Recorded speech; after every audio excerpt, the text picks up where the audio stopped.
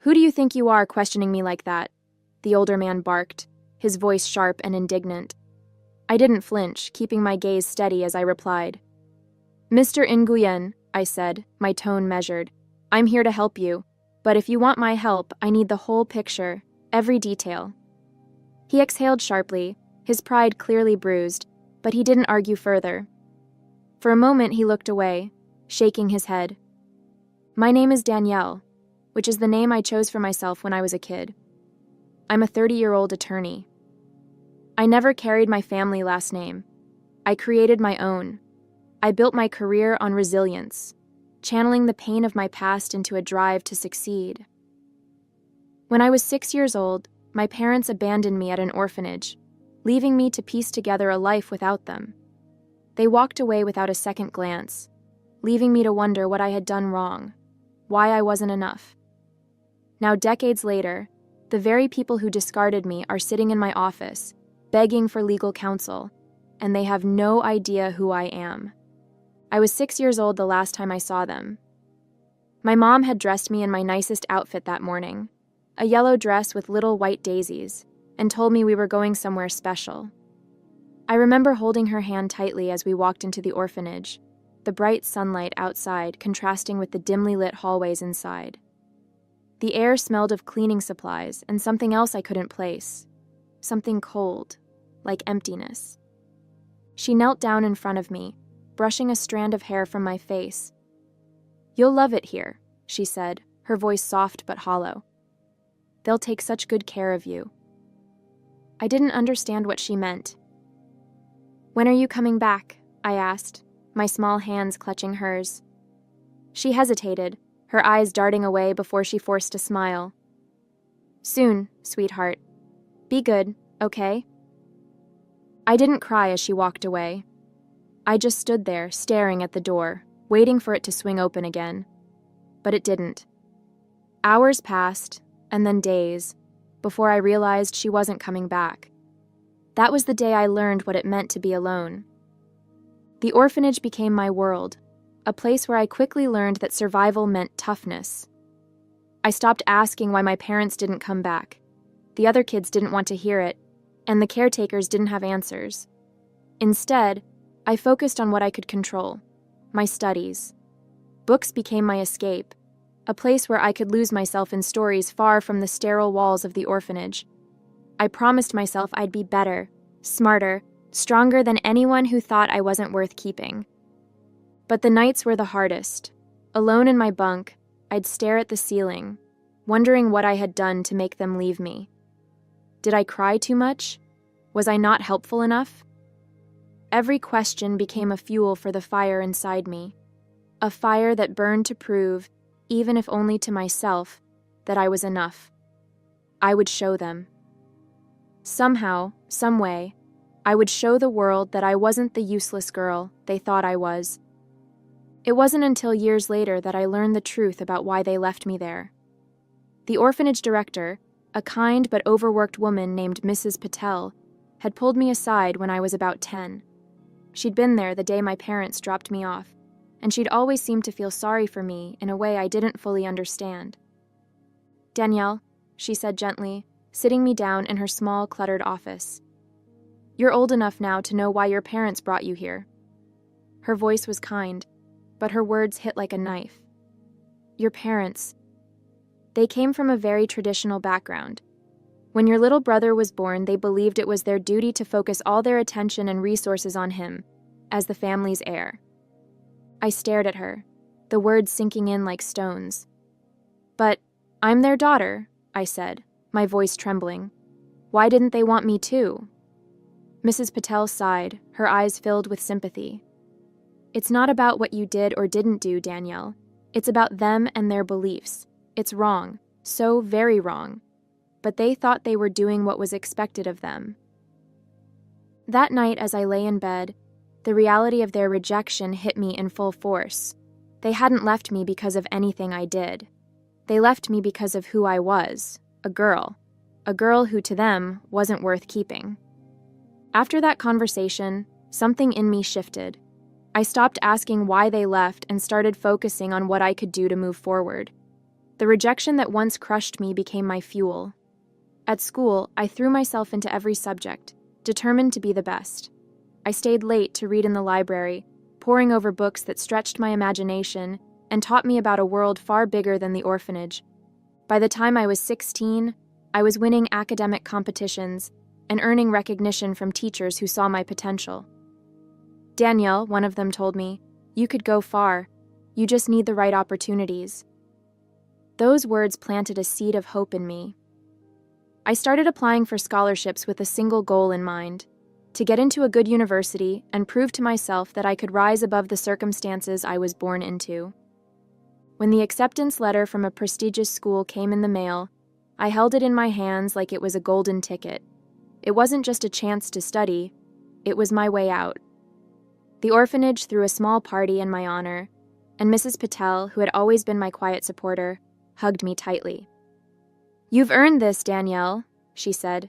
"Now go show the world what you can do." College was a whirlwind. For the first time in my life, I was surrounded by people who believed in me, or at least respected what I brought to the table. My professors noticed my drive, and my peers were drawn to my focus and determination. I took every opportunity that came my way: internships, leadership roles, and study groups that pushed me to the limit. Law school followed, and while it was grueling, I thrived on the challenge. I learned to channel my emotions into my work, using my own story to connect with the cases I studied. I knew what it was like to feel powerless, and I wanted to make sure others didn't have to feel the same. By the time I graduated, I had offers from some of the best firms in the country. I chose a firm in New York that specialized in helping underserved communities, a place where I could make a difference while building my career. Through it all, I kept my past a secret. It wasn't out of shame. I had nothing to be ashamed of, but because I wanted people to see me for who I was now, not the girl who had been left behind. Every step I took felt like a victory, a reminder that I had become someone my younger self could be proud of. It was during my second year at the firm that I met Mark. He was one of the attorneys on a joint case we worked, a complicated mess involving housing rights. At first, he was just another name in a sea of professionals, but as the weeks went on, I couldn't help but notice his warmth and sharp sense of humor. He had a way of making even the most stressful days feel a little lighter. Our relationship started slowly, almost unintentionally. Late nights at the office turned into shared dinners, and casual conversations about work became deeper talks about life. I was hesitant at first. I'd spent so long building walls to protect myself that letting someone in felt risky. But Mark was patient, never pushing me to share more than I was ready to. One night after we'd won the case, he walked me home. "You know," he said as we stood by my apartment door, "I think you're the most driven person I've ever met, but sometimes it's okay to let someone else carry a little of that weight." His words stayed with me long after he left, and for the first time in years, I felt like maybe I didn't have to do everything alone. As things between Mark and me grew more serious, we started talking about the future, what we wanted in life, where we saw ourselves in 5 or 10 years. For the first time, I allowed myself to imagine having a family, something I had avoided thinking about for so long. Mark wanted kids, and so did I, though the thought scared me. I didn't want to repeat the mistakes my parents had made, but with him, it felt possible. It didn't take long for us to realize that building the life we dreamed of would require more than just hard work. Between student loans, rent, and the cost of living in New York, our combined incomes were stretched thin. We both worked long hours, but the idea of starting a family someday made the financial gap seem even larger. Mark was supportive, always reminding me that we were a team. "We'll figure it out together," he said one night as we pored over budgets and savings plans at the kitchen table. But I couldn't shake the feeling that I needed to do more, to push myself even harder to ensure our future was secure. I loved my work at the firm, helping people who felt powerless, using the law to stand up for those who couldn't fight for themselves. It gave me purpose. But the truth was, it didn't pay much. Mark and I weren't struggling, but we weren't building the kind of financial security we needed to start a family either. And as much as I cared about my clients and the mission of the firm, I knew I couldn't ignore the practical side of things forever. One evening, as I reviewed my growing list of cases, I realized something had to change. It wasn't an easy decision. I'd spent years carving out a place for myself in the world of public interest law. But the more I thought about it, the more I knew it was time to move on. I needed to think about the future, not just mine, but ours. Over dinner that night, I told Mark what was on my mind. "I've been thinking," I said, swirling my fork in my pasta, "about applying to some bigger firms, corporate law maybe." He looked at me with a mix of surprise and concern. "Are you sure? I know how much you love what you're doing now." "I do," I admitted, "but it's not enough. If we want to start a family someday, we need to plan for it. I want to give our kids the kind of stability I didn't have growing up." He reached across the table, taking my hand in his. "If it's what you want, I'm with you," he said simply. "I know you'll succeed anywhere." As I updated my resume and started researching bigger firms, another thought began creeping into my mind, one I'd spent years pushing away. My family, the people who had abandoned me. I'd told myself I didn't need them, that I was better off without them in my life. But now, with the prospect of starting my own family, I found myself wondering, who were they? What kind of life did they build without me? I didn't know much about them, just fragments of stories I'd pieced together over the years. Mrs. Patel had once mentioned that they were wealthy, part of a prominent community. That fact had always stung. They hadn't left me because they couldn't afford to raise me. They left me because they didn't want me. The bitterness was hard to shake, but curiosity had started to outweigh the pain. I needed to know more. The next day, I called the orphanage. Mrs. Patel had retired years ago, but the new director, a woman named Claire, was kind and eager to help. "We still have some of your records," she said. "Why don't you come by? Maybe we can talk about what you're looking for." I agreed, my stomach tightening as I hung up the phone. I wasn't sure what I'd find, but I knew I had to take the first step.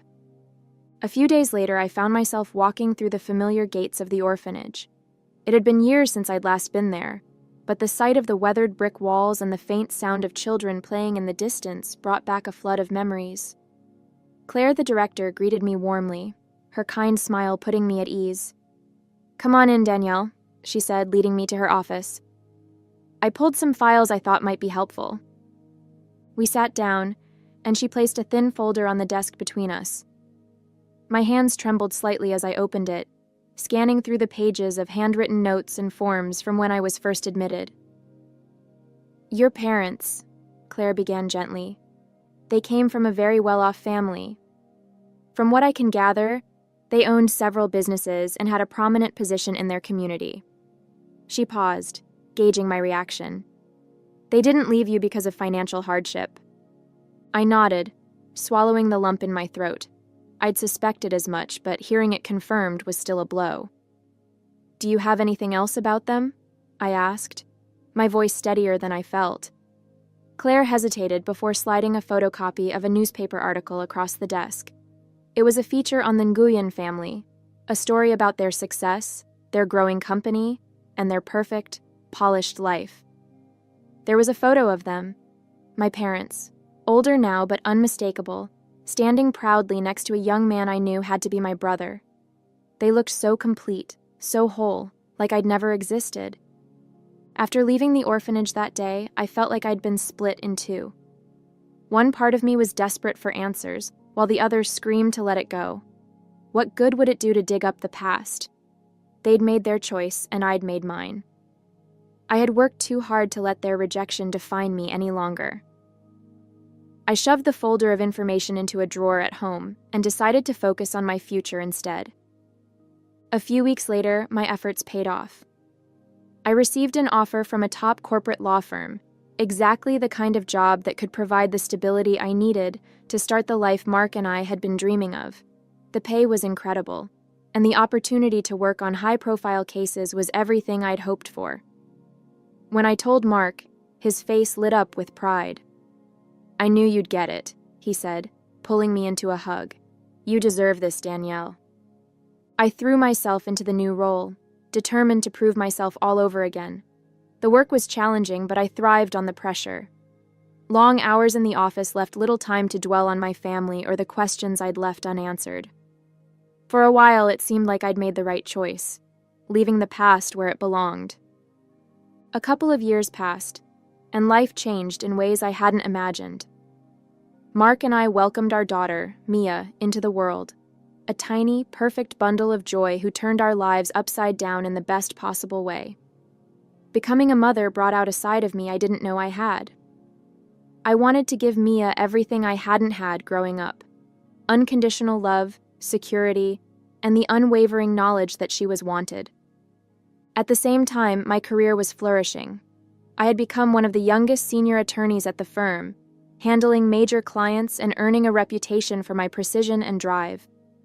The long hours were still there, but with Mia waiting for me at home, I found a new balance. Mark was my rock, stepping in whenever I needed to stay late or prepare for a big case. We were building the life we'd dreamed of, one built on mutual respect and love. And yet, every so often in the quiet moments when I'd rock Mia to sleep, a shadow of the past would creep in. I'd think about the choices my parents made, about how they'd left me behind without a second thought. Holding Mia in my arms, I couldn't fathom how anyone could do that to their child. I pushed the thoughts away, telling myself it didn't matter. I had my family now, the one I'd chosen, the one that mattered. One morning, I walked into my office, coffee in hand, ready to dive into another packed day of meetings and case prep. My assistant knocked lightly on the door just as I was sitting down. "Danielle," she said with a bright smile, "Mr. Roberts wants to see you in his office. He said it's about a new client." I set my coffee down and straightened my blazer, curiosity piqued. New clients were always an exciting challenge, and I prided myself on being the firm's go-to for high-stakes cases. As I stepped into Mr. Roberts' office, he looked up from a stack of papers and gestured for me to sit. "Good morning, Danielle," he began, leaning back in his chair. "We've taken on a significant new client. It's a bit of a complicated case. Financial mismanagement, lawsuits, potential bankruptcy, high profile but discreet. And I think you're the right person for the job." He slid a file across the desk toward me. "This one's all yours." I picked up the folder and flipped it open, scanning the top page. The name at the top made my heart stop. Nguyen Holdings, my parents' business. My breath caught in my throat as I stared at the familiar name, the memories of the orphanage and that faded newspaper article rushing back all at once. I looked up at Mr. Roberts, struggling to keep my face neutral. "Thank you," I said evenly. "I'll get started right away." I walked back to my office in a daze, clutching the folder like it might vanish if I let it go. My mind raced, a whirlwind of emotions I couldn't quite pin down. Anger, confusion, curiosity. They all swirled together, leaving me breathless. I closed the door behind me and sat down at my desk, staring at the name on the file. Nguyen Holdings, my parents' company. For a long time, I didn't move. I just sat there, torn between the instinct to shove the file into a drawer and forget it existed, or to dive into every detail and see how far they'd fallen. What were the odds that after all these years they'd end up in my office needing my help? The bitter irony wasn't lost on me. I'd spent my whole life trying to forget them, and now they were here, on paper at least, intruding on the life I'd built for myself. After a moment of hesitation, I opened the folder. If I was going to handle this case, or decide not to, I needed to know exactly what I was dealing with. The first few pages outlined the basic facts. Nguyen Holdings was teetering on the brink of bankruptcy, entangled in multiple lawsuits from creditors, partners, and even former employees. It was a financial disaster, the kind that screamed of neglect and mismanagement. As I delved deeper into the documents, one name kept appearing: Bao Nguyen, my brother, the special one, the golden child they'd chosen over me. Apparently, he'd been handed the reins of the company a few years ago and had driven it straight into the ground. Misguided investments, failure to adapt to market trends, and reckless spending had left the business in shambles. Every page I read felt like a punch to the gut. I leaned back in my chair, letting out a shaky breath. It was almost poetic, really. The family that had thrown me away to prioritize their son now sat on the edge of ruin because of him. And here I was, their last hope, the one person who could potentially save them. The irony was as sharp as a blade, cutting through the whirlwind of emotions swirling inside me. That evening, I walked through the door, still holding the folder like it might slip through my fingers. Mark was in the kitchen, bouncing Mia on his hip while stirring a pot on the stove. The smell of dinner should have been comforting, but I felt too unsettled to notice. "You're home early," he said with a warm smile, glancing at me. "Everything okay?" I hesitated, placing the folder on the counter. "Not really," I admitted. "There's something big I need to tell you." He immediately set Mia down in her playpen and turned to face me, concern etched on his face. "What's going on?" I took a deep breath and told him everything: the new client, the name on the file, and the history I'd spent so many years trying to leave behind. As I spoke, his expression shifted from surprise to disbelief and finally to understanding. "So, let me get this straight," he said, his voice calm but deliberate. "The family who abandoned you is now sitting in financial ruin, and their survival depends on you?" "Pretty much," I said, crossing my arms and leaning against the counter. "It's surreal, isn't it?" Mark shook his head, his brow furrowed. "What are you going to do? Are you even considering taking the case?" I sighed, running a hand through my hair. "I don't know yet," I admitted, "but I can't just ignore it. I think I need to meet with them, see what they're like now. Maybe it'll help me figure out what to do." Mark nodded slowly, leaning against the counter across from me. "That's fair. You've always been the kind of person who faces things head-on. Just promise me one thing." "What's that?" I asked, meeting his steady gaze. "Do what's best for you," he said. "Not for them, not for anyone else. You don't owe them anything, Danielle. If you decide to take this case, it has to be on your terms." His words hit me hard, but I nodded. "I'll keep that in mind," I said quietly. "The meeting's tomorrow. After that, I'll decide."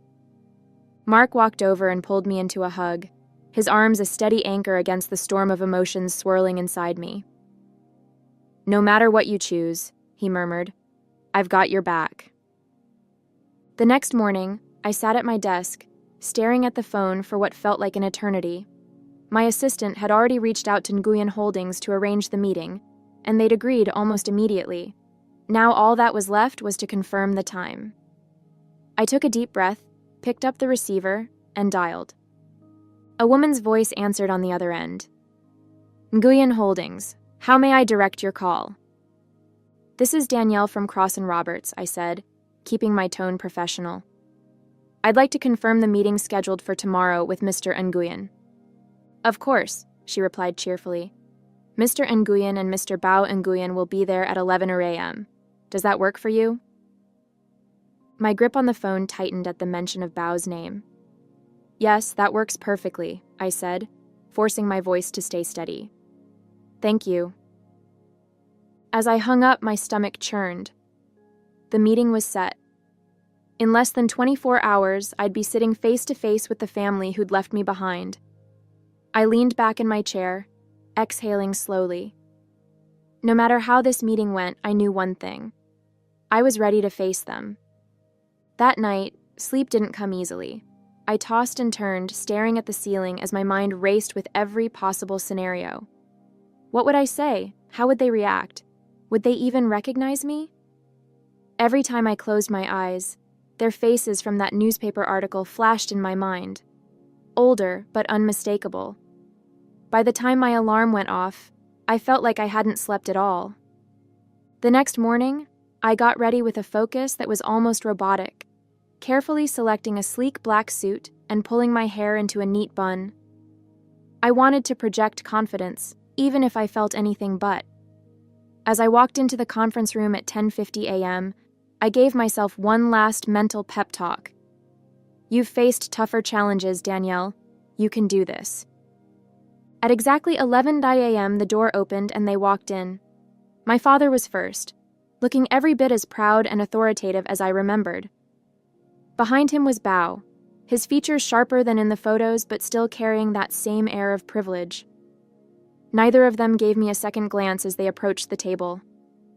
Ms. Danielle, thank you for meeting with us, my father said, extending his hand. His voice was polite, professional, and utterly devoid of recognition. I shook his hand firmly, my own composure flawless. Of course, I replied evenly. Please, have a seat. As they settled into their seats, I opened the folder in front of me, flipping through the pages with deliberate calm. Let's get right to it, I said, my tone sharp and professional.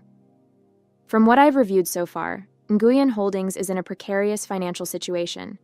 Years of mismanagement, reckless investments, and mounting lawsuits have left the company on the brink of bankruptcy. I just couldn't resist. My father stiffened, his face flushed, and I could see the pride and anger building behind his composed exterior. Finally, he snapped. Who do you think you are, questioning me like that? He barked, his voice echoing through the room. For a moment, I just stared at him, the weight of his words sinking in.